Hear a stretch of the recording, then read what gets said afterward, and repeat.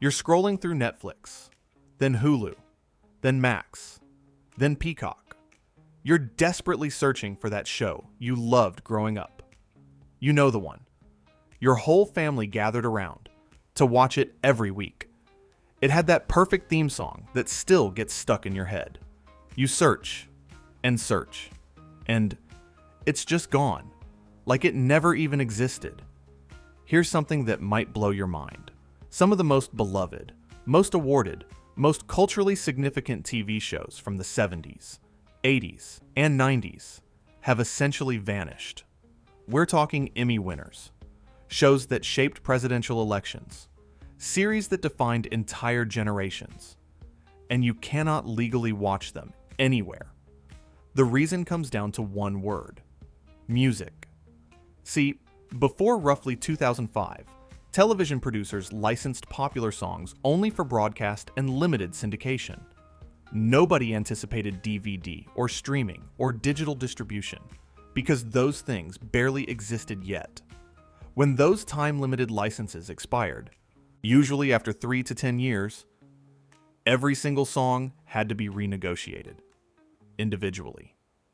And here's where it gets ugly. A single well-known song can cost $15,000 to $50,000 to relicense for streaming. Some shows used hundreds of songs across their runs. Do that math, and you start to understand why studios often just let these shows disappear. Today, we're counting down 10 massive TV hits that have been erased from streaming history. Some are completely unavailable.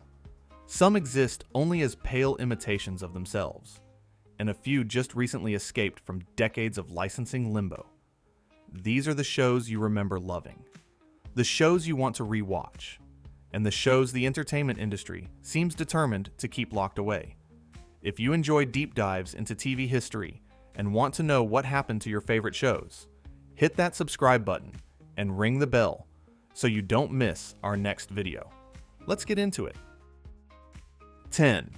Chicago. Hope. There's a lot to do in your life, you know? People you screw over, lies you tell. It builds up.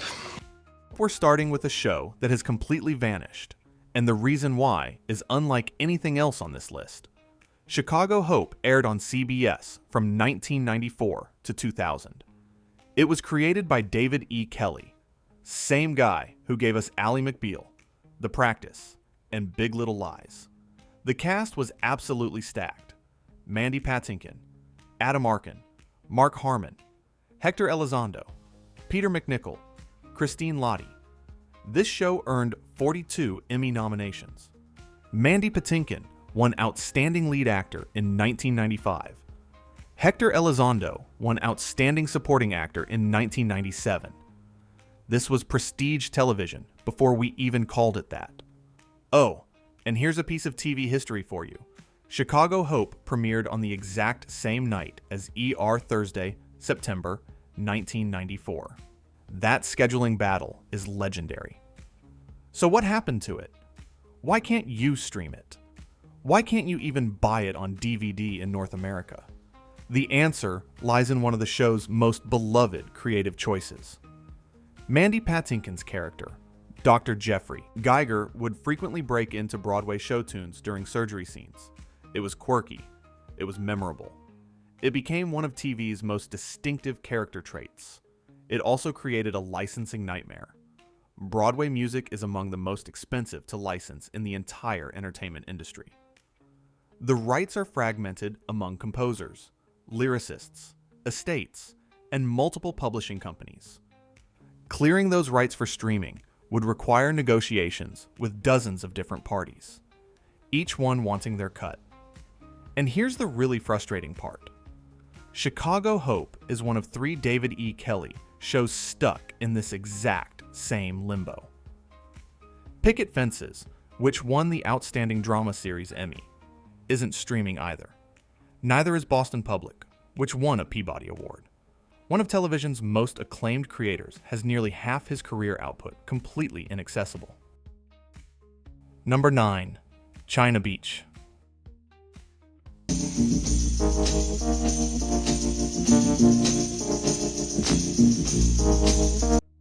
Now, let's talk about a show that just barely escaped streaming limbo. After 34 years, China Beach aired on ABC from 1988 to 1991, set at an evacuation hospital during the Vietnam War. Dana Delaney and Marg Helgenberger starred, and both of them won Emmys. Dana Delaney actually won 2 consecutive lead actress Emmys in 1989 and 1992. The show earned 5 Emmy wins total. Critically adored, though it never found the massive audience it deserved. Music wasn't just background on China Beach, it was Vietnam. The show used over 300 period-specific songs from the 60s and 70s. Characters didn't just hear the music. They sang along. They performed on stage. They quoted lyrics as part of the drama. The theme song was Diana Ross and the Supremes' Reflections. For 22 years, the only home video release of China Beach was a VHS of the 97-minute pilot from 1990. That's it. Fans waited over 2 decades for any complete release. In 2013, a DVD finally came out. The team managed to clear an impressive amount. According to co-creator John Sacred Young, they achieved 95.7% of the original music. More than 250 songs were licensed, but 17 songs couldn't be obtained. About 30 seconds of actual dialogue was cut because characters were quoting Beatles lyrics. That DVD set now sells for $150 or more on the secondary market. The good news? As of 2025, China Beach finally became available for streaming on Howdy, which is Roku's ad-free service. Some music is still replaced, but the theme song made it through. It took 34 years, but one of the greatest war dramas in television history can finally be watched again. Number 8, Northern Exposure. Yeah, I'm fine. Who were those guys? What's going on? Speaking of shows that took forever to reach streaming, Northern Exposure holds a special distinction. It took 30 years to become available on any streaming platform. This show aired on CBS from 1990 to 1995, and it absolutely cleaned up at awards shows. 27 awards total, including the Outstanding Drama Series Emmy in 1992, 2 Golden Globes, a Peabody Award, 57 total award nominations. Rob Morrow, John Corbett, Barry Corbin, and Janine Turner starred. Oh, and one of the writers and producers? David Chase, who would later go on to create The Sopranos. The soundtrack problem here was unique. Northern Exposure's carefully curated music, everything from the Ramones to Hank Williams, Brian Eno, to Django Reinhardt, Talking Heads to Sinead O'Connor, was considered a character in itself. The show's creators reportedly refused to compromise by releasing it with generic replacement music. They preferred the show stay unavailable rather than be diminished. Then there was the rights confusion. Despite airing on CBS, the rights eventually migrated to NBC Universal through a chain of production company ownership. That's why Northern Exposure never appeared on Paramount Plus, even though it was technically a CBS show. Nobody could figure out who actually controlled it. DVD releases were disappointing. Only Season 1 contained the original music, and it retailed at $60 because of licensing costs. Seasons 2 through 6 had significant music replacements. A German Blu-ray release became a prized collector's item because it reportedly contained all the original music. Finally, in early 2024, Northern Exposure arrived on Amazon Prime Video. HD quality, original aspect ratio. Reports suggest about 80% of the original songs were restored. A significant improvement over the DVDs, but still not the complete original soundtrack. The show's creators chose invisibility over compromise. It took 3 decades to find a middle ground. Number 7, The Drew Carey Show. Doesn't matter what you think, Oswald. This is bigger than us. It's People magazine. It's been decided. What happens when the star of a show personally fights for years to get it released, and even his celebrity can't fully succeed. The Drew Carey Show ran on ABC from 1995 to 2004. 9 seasons, 233 episodes. Drew Carey, Diedrich Bader, Ryan Stiles, Krista Miller, Kathy Kinney, and Craig Ferguson made up one of the most beloved ensemble casts in sitcom history. And that theme song, Cleveland Rocks, by the Presidents of the United States of America, is still an absolute banger.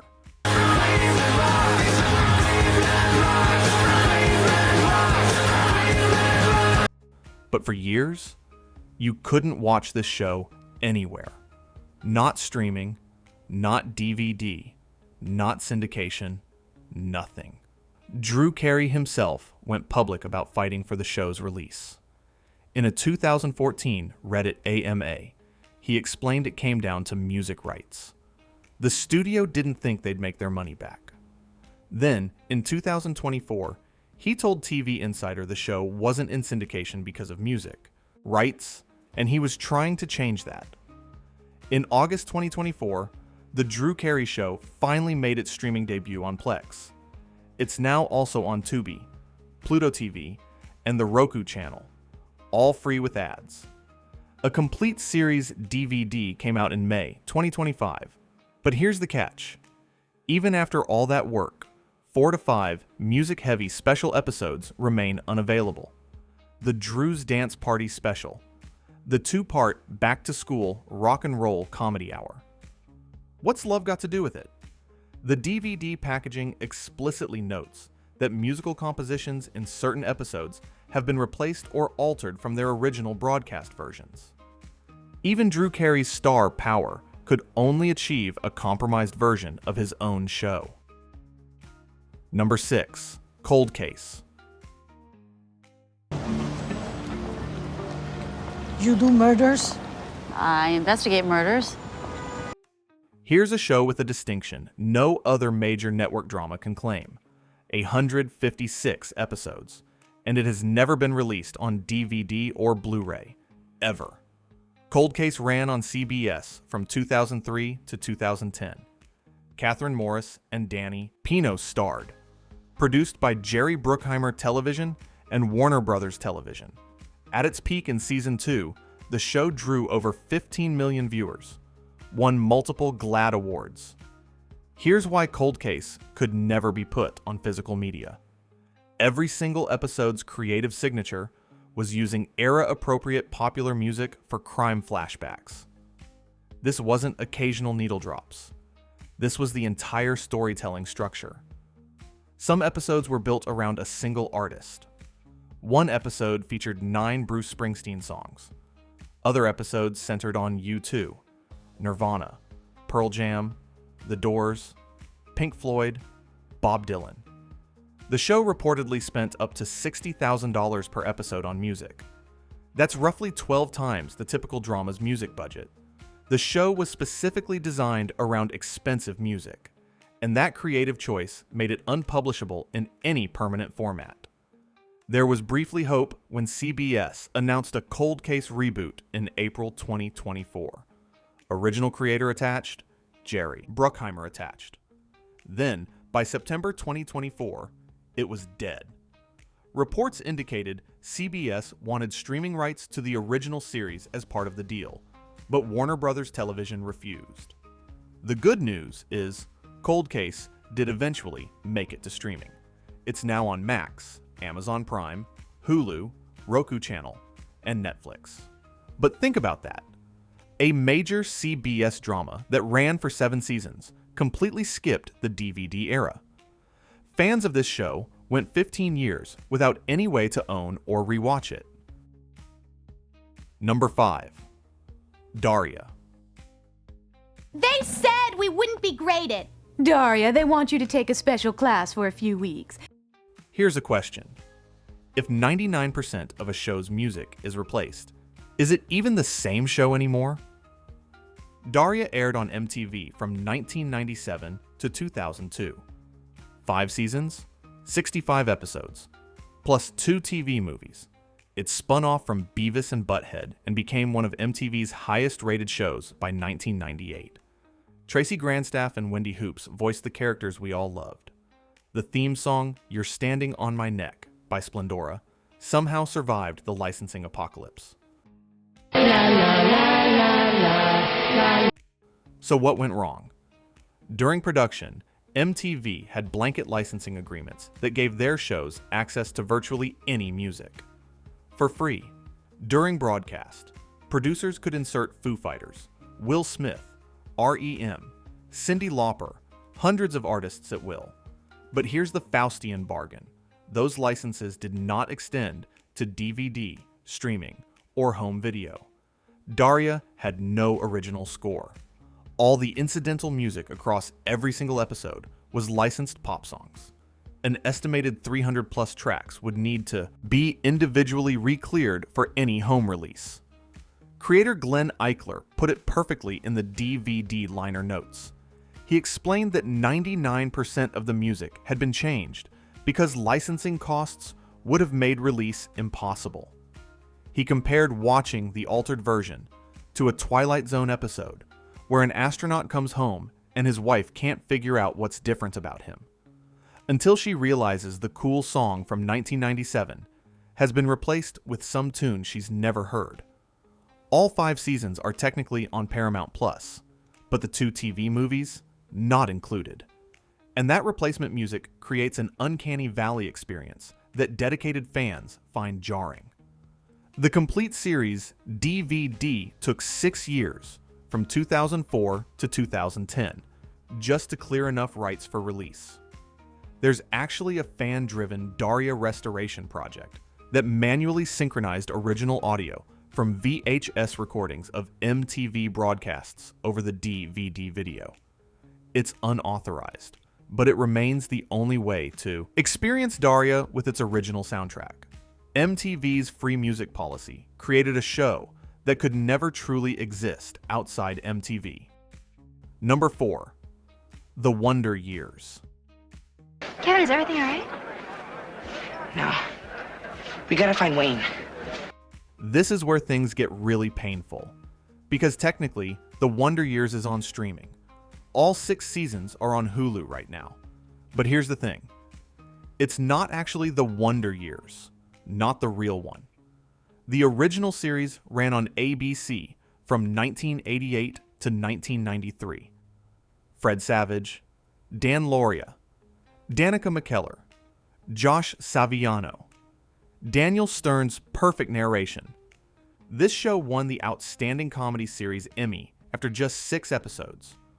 Also won a Golden Globe and Peabody Award. Rolling Stone ranked it number 63 on their list of the 100 greatest TV shows. The music was everything. The show used 299 popular songs from the 60s and 70s. The theme was Joe Cocker's legendary cover of the Beatles with a little help from my friends. What would you do if I sang out of tune? Featured artists included Bob Dylan, Jimi Hendrix, The Doors, Joni Mitchell, Cream, Buffalo Springfield, The Who, Steely Dan, The Grateful Dead. Music wasn't background on this show. It was the emotional architecture. For over 20 years, no complete DVD existed. The music rights were that complicated. In 2014, Time Life finally released the complete series after spending a 7-figure sum and 2 years clearing rights. The entire deal hinged on one thing: whether they could clear the Joe Cocker theme song. Without that, there was no point moving forward. The DVD contains 96% of the original music. 285 songs cleared, but 14 songs could not be obtained, including tracks by The Doors, The Who, and Judy Collins. Nearly 10,000 people signed petitions demanding this release. And the Hulu version uses a replacement cover of the theme, not Joe Cocker's original. Many episode songs are substituted with sound-alikes. One viral blog post described the replacement theme as a sweaty-sounding rendition that destroys the essence of what Cocker brought to the cover. The show exists on streaming, but it's not really the show. It's an uncanny valley replica that leaves longtime fans feeling like something fundamental is missing. Because something is. Number 3. Murphy Brown.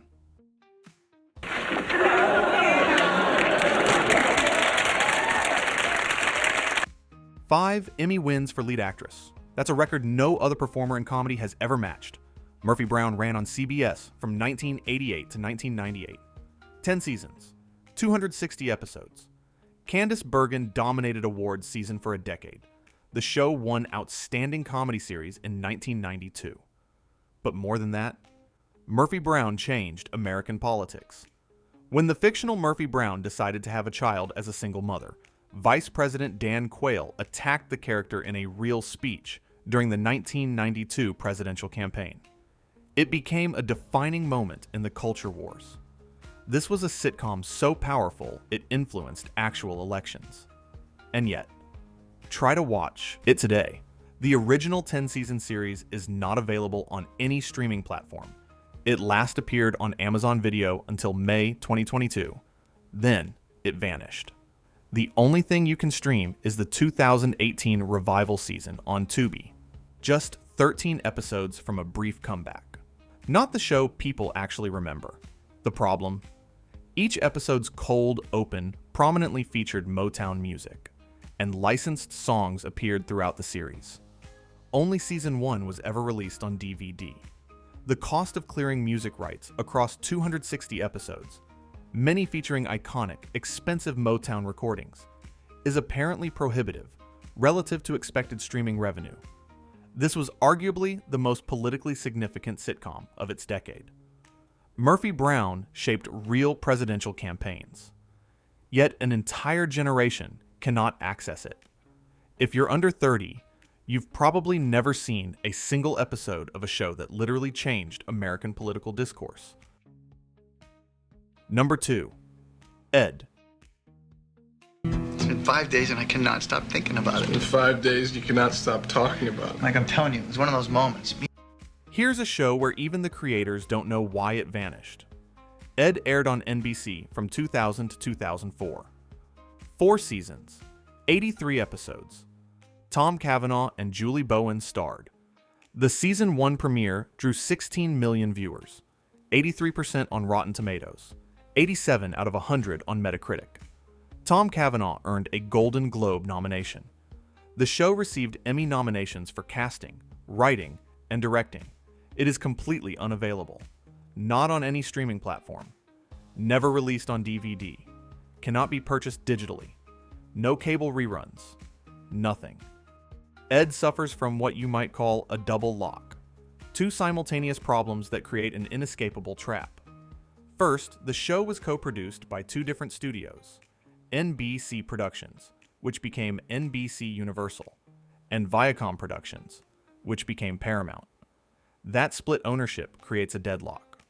Second, the show featured significant licensed music that would need re-clearing. Co-creator Rob Burnett has publicly said he doesn't even know exactly why there is no Ed available. He cited either music rights or the dual studio ownership as possible reasons. In a Reddit AMA, he clarified that while music was initially the issue, the real current obstacle is that neither Paramount nor NBC Universal will invest in clearing rights for a show they don't fully control. There's a change.org petition out there demanding a DVD or streaming release. TV Line named Ed one of the 10 most sought-after shows not on streaming. This is the only show on our list where the people who made it can't explain why it's gone. A victim of corporate indifference from 2 rival companies who would rather let a beloved show rot than cooperate. Number 1. WKRP in Cincinnati. And here it is, the gold standard of streaming impossibility. The show that has become a textbook case study in how copyright laws can erase cultural history. WKRP in Cincinnati aired on CBS from 1978 to 1982. 4 seasons, roughly 90 episodes. Gary Sandy, Howard Hessman, Tim Reed, Lonnie Anderson, Gordon Jump, Richard Sanders, Frank Bonner, Jan Smithers. multiple Emmy nominations. The turkey's away. Thanksgiving episode is widely considered one of the greatest sitcom episodes ever made. The show is not available on any streaming service. Your only option is to purchase individual episodes for $1.99 each on the Apple TV Store. Here's why WKRP is the ultimate case. It was a show literally about a rock radio station. The premise required constant use of rock music. The show used an estimated 180 to 360 or more licensed song cues across its run. Creator Hugh Wilson was clever about this at the time. He specifically shot on videotape instead of film to exploit a loophole that made music licensing fees lower for taped shows. But even those reduced cost licenses were time limited. They expired. When the show entered syndication and later appeared on TV Land, original rock songs were replaced with generic sound-alike recordings. In some cases, actors' dialogue had to be redubbed by sound-alike voice actors because the original lines were recorded over the music. The results were universally reviled. Fox released Season 1 on DVD in 2007, with nearly all the original music replaced. Sales were poor. No further seasons were released. In 2014, Shout Factory finally released a complete series set with the vast majority of the music restored, though some songs still couldn't be cleared. It currently sells for around $56. This remains the only way to watch the show in anything close to its original form. Then, in August 2025, when star Lonnie Anderson passed away, article after article noted the cruel irony. Her most famous show remains essentially unavailable to the public. One scholar has characterized the WKRP situation as a tragedy of the anti-commons, a situation where excessive copyright enforcement means no one benefits. Not the rights holders, not the studio, not the fans, not the show's legacy. Everyone loses. No streaming deal has been announced. A show whose entire premise was playing rock music became impossible to preserve because of that very same music. Conclusion. So what does all this mean? The good news is the industry has learned from this disaster. Modern productions universally insist on in perpetuity licenses, covering all media now known or hereafter devised. Shows being made today won't face this problem, but that fix is only prospective. The estimated thousands of classic shows produced between 1970 and 2005 with narrow broadcast-only music licenses. They remain trapped. Their accessibility depends entirely on whether some company eventually decides the math works out. A 2024 study from Parrot Analytics found that even long-ended series maintain surprising viewer demand. Their conclusion? There's money being left on the table. Shows like The Dukes of Hazzard and Miami Vice still rank in the top 3% of US demand, despite being completely unavailable to stream. Fast platforms, the free ad-supported streaming services like Tubi, Pluto TV, and the Roku channel, have emerged as an unexpected lifeline. Several shows on our list found their streaming homes on these services, rather than the major subscription platforms. The economics are different, but they can monetize niche audiences through advertising. There's hope. Shows are escaping. Northern Exposure, China Beach, The Drew Carey Show, Homicide. These were all considered impossible cases, and they made it out. But dozens of iconic shows remain locked away. Shows that defined generations. Shows that won every major award. Shows that changed the culture.